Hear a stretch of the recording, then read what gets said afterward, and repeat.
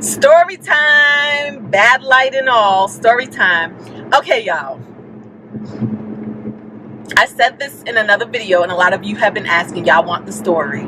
Y'all want the story. But let's go ahead and give some caveats. The caveat is this.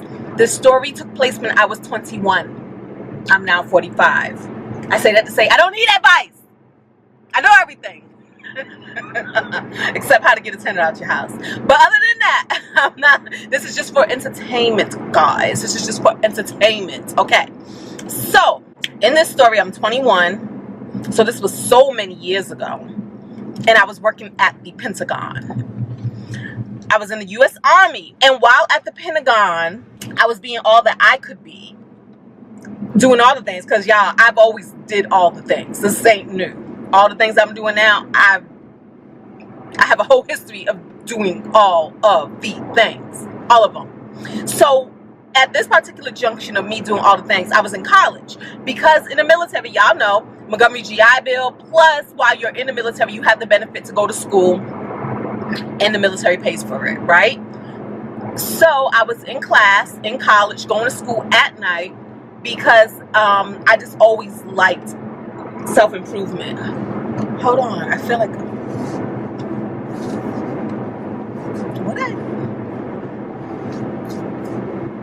looking for my lip gloss. Wait, because y'all ain't gonna. I want to tell this story properly.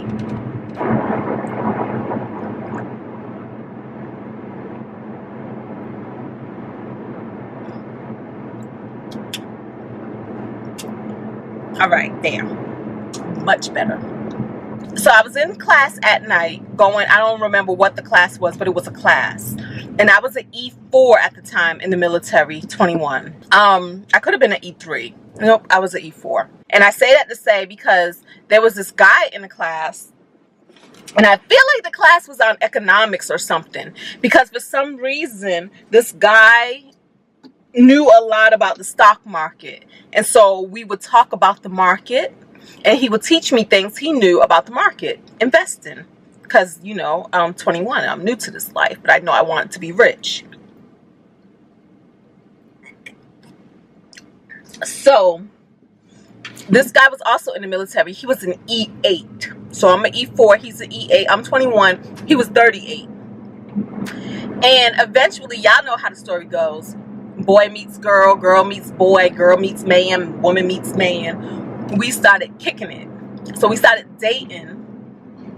And he was really cool. He knew a lot about investing. He lived a very simple lifestyle. He was not flashy. So he had hints of having money. Hence, he took me to Red Lobster. And then on one occasion, he took my whole family to Red Lobster. And they were able to get lobster. We were impressed. We never seen nothing like that in our lives. But he didn't drive like a crazy car. It was a simple, basic car. He didn't live in a crazy house. Actually, he had a roommate at 38. But don't judge. He had a roommate. So I'm just saying that he lived beneath his means. He was into saving money. He was into investing money. He was into making financial moves. So he had different businesses and he had different business partners. I didn't know the ins and outs of these things. Because I was in the military going to college. And I think at this point, I was also working a side job at JCPenney. And I had a son, right? So I'm doing all of those things.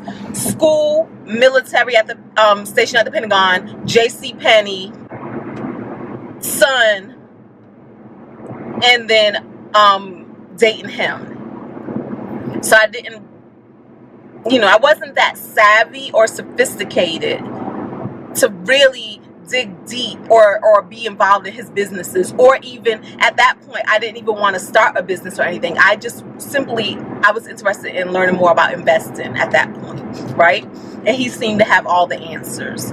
So with that being said, we dated for I don't know how many months, but it was so many months that we were dating. And then one day at work, because we both worked at the Pentagon, he came to me and he was like, him and one of his business partners dissolved their business and liquidated their business. That's what he said to me. And therefore, he had all this money in a brown paper bag at the Pentagon. and it just sounds ridiculous, but at the time it made sense. And he was like, he had this money, and he knew I had a account at the Federal Credit Union there, at Pentagon Federal Credit Union, which was at the Pentagon, right? So he was like, could you hold this for me? Could you put this in your bank account for me until I figure out what I'm going to do? Because I don't want to just have it here at work and I have it at work. Now, y'all, it did not cross my mind to say, why the heck? Like, I don't even know who the business partner was. Was he at the Pentagon too? Why the heck do you break up a business, dissolve a business, liquidate a business, and you're just walking around with the cash assets of that business? None of that. I didn't question any of it. And so he gave me $30,000 to hold. And I remember I said to him, because I've always been I always been about doing the right thing, about money, about things like that. So I asked him, I said, well, what do? I just put it into my bank account? And he's like, yeah, just put it in your bank account. That way it's safe somewhere rather than me having it in my desk at work. Why would anybody have? Like, did he not have a bank account at home? Like, stop it. But anyways, I didn't ask. And I said, well, I just put all 30 of it. He said, well, no, you could put like maybe 9,000 at a time, under 10,000. Y'all know the rule is if you put more than 10,000 in a bank account, then you have to fill out papers like tax papers and things like that. You have to verify where the income is coming from. Like, is it coming from a business? Is it coming from what? And so you have to do paperwork. So I think I kind of knew something to that effect, because I was like, well, again, do I have to pay taxes on this? And at the time, I was going up for my security clearance. I was like, do I have to report this to, for my security clearance? Like, what? And he was just like, no, he said, you'll be fine. Just put in under 10,000 and you'll be fine. So I said, okay. So I deposited that day $9,000 into my bank account. And then I took the rest home, which he could have very well have done. But, and then he also said he would give me money to help me with my student loans. Because, again, I was always about debt-free, paying off debt. So, obviously, that was something that I would talk about verbally, like working on paying off my student loan, only debt I had. I never kept a lot of debt around, even at that age. And so he was like, I'll give you a couple thousand for your student loan. I was like, okay, fine, cool. And so I went home, and I remember at home I had this blue trash can, like one of those big blue black plastic trash cans, but I actually used it as a hamper, so not as a trash can. And it was in my closet. So I took the money and I put it in my trash can, in the bottom of the trash can underneath the clothes. That was what I did, right? Now, this is what I'm saying, y'all. I don't care what y'all say, but God is good. I don't care what y'all say. God is good. He knows how to protect the idiots out here. Because there was this other guy who I worked with, and they both had the same name. But this other guy had been trying to date me for like a few years. We were friends. He had been trying to date me for a few years. And then suddenly, all of a sudden, at this time, I found myself interested. Like, all the time he'd been trying to date me, I was never interested. Like, whatever, you funny, ha ha ha ha. But we were really good friends. And then suddenly, it was like, I think I do like you back. So now I'm like, okay, I'm going to break it off with this guy and go with this guy. And so because I was doing the honorable thing, I was like, when I break it off with this guy, I got to give this dude his money back, right? So I'm telling him it's not going to work. And he asked me, he said, is it the other guy? I'm like, yeah, he knew. And so, I give him the money back. I give him the cash back that I had. And then I had like the 9,000 in my bank account, because I never did finish the transaction, because this happened really fast. Like, before I could even put in more money in my bank account, I decided I don't even want to rock with you no more. I'm into this dude right here. And then this is another thing. See, that's the other thing. I've never been about money, other people's money. I've always been interested in my own. So I know, like, there's a lot of comments or a lot of things where guys are like, I can pay this, I can take care of you. I've never been interested in that. Sorry, not interested. I've never been interested in what the next person has. What does what you have over there have to do with me over here? So I'm not interested in somebody paying my way through life. I'm interested in creating and manifesting my own. All right. So I say that to say that I totally stopped dating this one guy who had all this money. apparently, you know, businesses, stocks, investments, all of that stuff, stability, to date this other guy who was in the military as well and didn't have none of that stuff. He didn't have no businesses. He didn't have no, he was a soldier. That's all. We were all soldiers. And so I gave him back the cash. And then I was like, well, I said, well, I'm going to go take the money out the bank and give it back to you. And he was like, well, before you do that, he said, he says, that's fine. Just make it out to a mutual fund. He gave me a mutual fund, the information. He wanted me to make a cashier's check. Maybe it was a cashier's check to a certain mutual fund in his name. So he told me exactly what to put, who to put, all of that. And I told him how much I was going to do it for. I said, I'm going to do it for like $7,000. And he was like, 7,000? You have 9,000. I was like, no, you told me you're going to give me some money for my student loan. He said, but you ain't finished doing what I asked. And I'm like, what difference it make? Like me putting money in a bank account? Who cares? Because again, I didn't know what was going on, right? Like, what do you mean do what you asked? You asked me to hold some money for you until you could put it somewhere. Now I'm giving you your money back. Go put it somewhere. And so that was that. I kept the money. What you gonna do? And so I gave him back $7,000 in the form of a check made out to this mutual fund, because again, he was always into investing, right? That was that. Now I'm off living my good, happy life with my new man, who turned out to be crazy, but that's a whole nother story. Oh God. The new man. I wrote a whole book, Holla at the Moon. The first part of that book is the story of Dominique. All the stuff that happened to Dominique in that story, that was me and this new dude. The fight and all. The fight in the parking lot with the girl who came by. Except in real life, that fight was even crazier because we all ended up going to court. Anyways, y'all ain't here for that story. Y'all here for this story. But anyways, so that was that. So I'm living life happily ever after in a dysfunctional relationship. And about, I'm going to say, it was months later, like months. Like it could have been a good 6 months after all of this. I'm at work at the Pentagon, minding my own good business, being the best that I could be. Because you can do it in the Army. And next thing I know, these people marched in to my office, a whole open bay. Like it wasn't even a private office. It was a whole open bay situation. It was like a Star Trek room where I sat in the console, like a controlling panel console, like up top. And then everybody else was down there. And I would field, what I did at that time is I would field help desk calls and determine if they were for tier 1, tier 2, tier 3. But tier 1, tier 2, tier 3, they all sat out there, right, on the floor. And so it was in a private situation. And so these people marched in and they said my name and they said my full name. And I'm like, yeah, y'all, they started reading me my whole rights. You had to right to remain silent. All of that. And because I'm cool under pressure. I'm really good under pressure.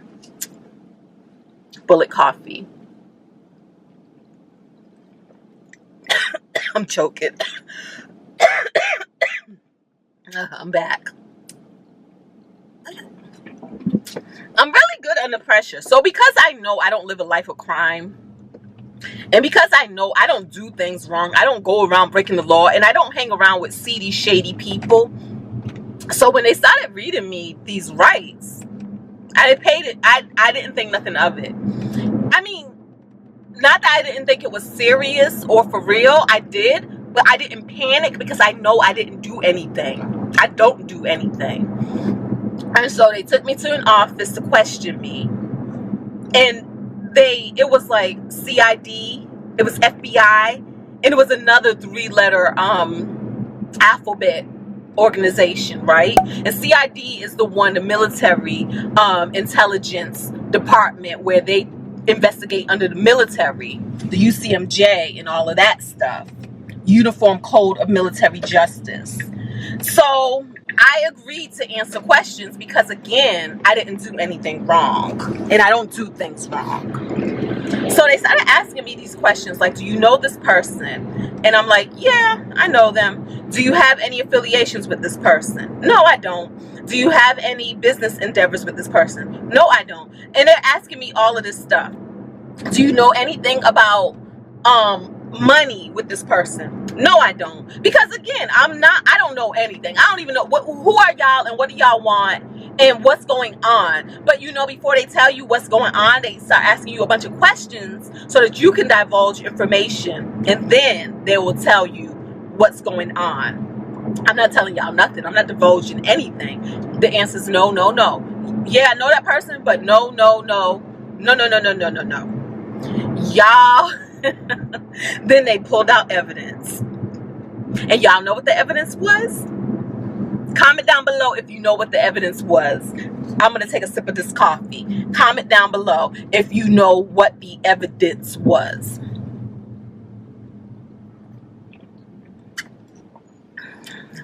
Don't y'all like that I got a cup with a lid on it finally? Instead of drinking from a straight up coffee kitchen mug. I have mugs with lids on it at home, but I don't trust them because I feel like they leak. So I decided just to get some disposable ones. All right, guys. The proof or the evidence that they pulled out was that check that went to that mutual fund company.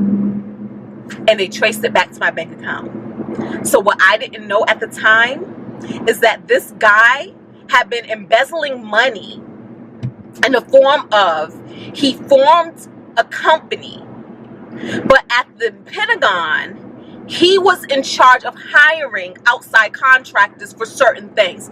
It could be things like, who do we get our toilet paper from? Who supplies the toilet paper at the Pentagon? At a certain department at the Pentagon. In this department, it was a certain department in the Pentagon. So who supplies the toilet paper for that department? Who supplies the vending machines at that department? Who is the cleaning crew? What company does the cleaning for this department? It was all of that stuff. He was in charge of hiring outside labor for this department. So because he was from this area, DC, therefore he had a lot of connections and a lot of people, he formed his own companies. He would form his own cleaning company, his own vending machine company. He formed his own companies, and he would hire himself, which is illegal. It's illegal. You cannot be, y'all know, it makes why that's illegal. Like, you cannot be the president of the United States and then hire your whole family and all of, wait, no, that's probably not a good idea, a good example, because Trump probably did that. You cannot be in a position of contracts that people bid for contracts, and then you're the person who decides who wins contracts, but really you're letting yourself or your family, friends, peers win these contracts, and you're coming up. Hence, he had all of this money that he had to try to wash clean. Hence, he finds somebody like me, a 21-year-old E4 in the military who has a student loan debt, and is like, oh, if you can hold this money for me, I can give you some money to pay to help you with your bill, with your debt. And it was only $30,000. But really, the $30,000 could have turned into, and this is why I say God is good, because had I stayed with him, he probably would have gotten me to do more money. Had I stayed with him, I probably would have put in the whole $30,000 and not just what I put in, right? Because what saved me is that they noticed that I only did one transaction. So in that one transaction, and I feel like this was like a good 6 months later, in that one transaction, it didn't show that I had a history of aiding and abetting, that I didn't have a history of being an accomplice, because that's what they tried to say I was when they came in, that I was accomplice to whatever was going on over there, and I wasn't. I was an innocent bystander, y'all. And so, but that's what saved me. The fact that I dumped him for another dude and gave him his money back and didn't even finish doing whatever he wanted me to do. And I feel like he was going to try to say, well, if you want the money, you're going to do the rest. But I wasn't going to, you're going to take your money and I'm not doing the rest. And I don't need to hold your money. I'm done. Like, cuts. I sever ties when me and people break up. I don't do that. We're going to be friends. No, we don't need to be friends. This planet has a lot of friends on this planet. I'm good. Bye. So that's what saved me, that one transaction, and the fact that I wasn't part of whatever scheme was happening there. So what I learned after all of that, to include this whole operation, what I learned was that, yeah, he had a whole bunch of people around the DC area, because they were asking me, did I know this person, did I know that person, did I know this person? But I didn't know any of his people. Only person I did know was the person who he was a roommate with. So all the other people I didn't know. So they were running names, and I sincerely did not know those people. So come to find out, all of those people were laundering money for this guy. So that's what it was, y'all. I was like almost a baby money launderer and didn't even know it. Now, guys, because of that, I never did get my clearance in the military. Ain't that something? So I was very annoyed, upset, bothered, because I've always been on top of handling my business. And I remember when this guy gave me the money, I must have felt a little sense of something's not quite right. Hence, I was asking questions like, how should I put this in the bank? Can I just put it all in the bank? I must have known something, because I've always been on top of wanting good credit, wanting to get my clearance, all of this stuff. Those things were always important to me, to always be able to be financially viable and able to take care of myself. And I never play games with anybody jeopardizing any of that. So when this went down and they're telling me all of this, I was pissed. Like, this dude put me in this position. Again, you know, it ain't his job to care about me, right? It's my job to care about me, not his job. But I expected him to want to care about me, but he did not care about me. He had one mission in mind, one agenda in mind, and that was to get this money washed, right? And it was a situation, y'all. They had my phones tapped at home, and I knew it was some shady stuff going down, because, like I said, this guy, he had disappeared by this point. I don't know where he was. I never seen him again. And I had even started working in another department, like where I used to work when me and him were dating. I was no longer working there. I was working in a whole nother place, right? Why was I at work one day, and there's a phone call, and it's for me. So I get on a phone call, and it's this guy. And now mind you, at this point, I already know my phone's already tapped at home. And I feel like it was tapped at home in case he called, and they were still, because come to find out, they have been investigating him for over a year. They have been following him for over a year. So when that went down with the money going to the mutual fund in his name, but coming from my bank account, that's because they already was tracing his stuff, right? So phones are tapped at home. Now I'm at work, and I get a phone call, and I get on a call, and it's this dude. And on the call, he's trying to talk about that stuff. Y'all, really?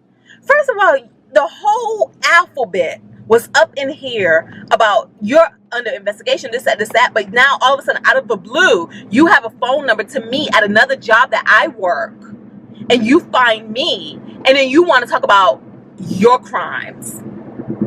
I knew what that was. That was going to be a straight setup. Almost like, if you can get some more people in this, and we can take some more people down, like we'll lighten your sentence or something. But again, I just got on that. I was just like, yeah, I don't know. I know nothing. I didn't know anything. And he was saying stuff like, oh yeah, that's because I made sure I kept you, in the dark. I didn't tell you things. And I'm like, yeah, yup. And that was that, y'all. He ended up going to jail. He did. He ended up going to jail. And to this day, I don't know whatever became of him. But that's my story. And as you see, for me, all is well. All worked out well. All turned out well. That's what it is. That is the story about the time that I almost went to jail because I decided to date some crusty dude who I had no business dating. He was too old for me. When you're 21, you should not be dating no almost 40-year-old person. Sorry. No.